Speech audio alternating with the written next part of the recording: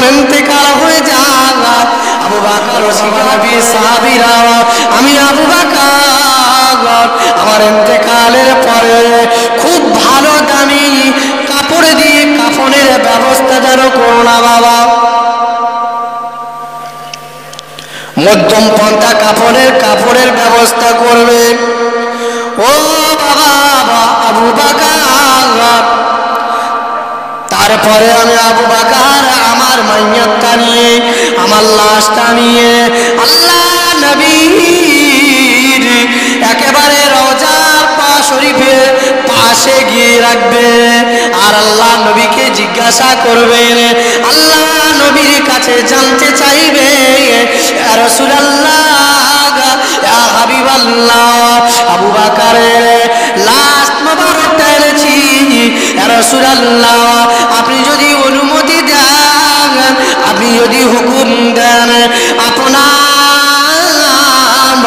কবরের পাশে দাফন করব। ইয়া রাসূলুল্লাহ আপনি যদি হুকুম না দেন, আপনি যদি ইজাজত না দেন, তাহলে আবু বকরকে আপনার পাশে দাফন করব না, অন্য কোনো কবরস্থান সেই জায়গা দাফন করে দেব। আল্লাহ নবীর ও রওজার পাশের কাছে গিয়ে হযরত আলী রাদিয়াল্লাহু তাআলা আনহু জিজ্ঞেস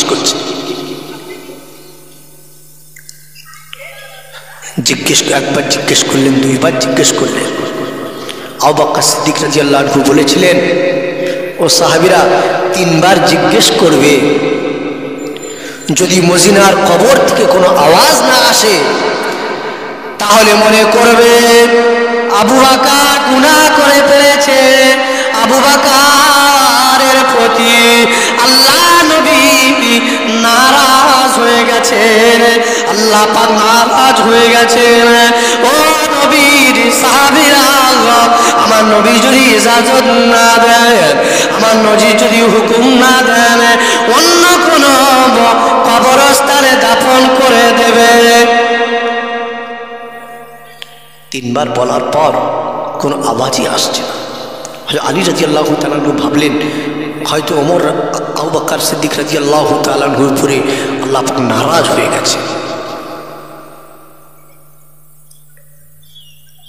মুহূর্তের মধ্যে গায়বী আওয়াজ হয়ে গেল,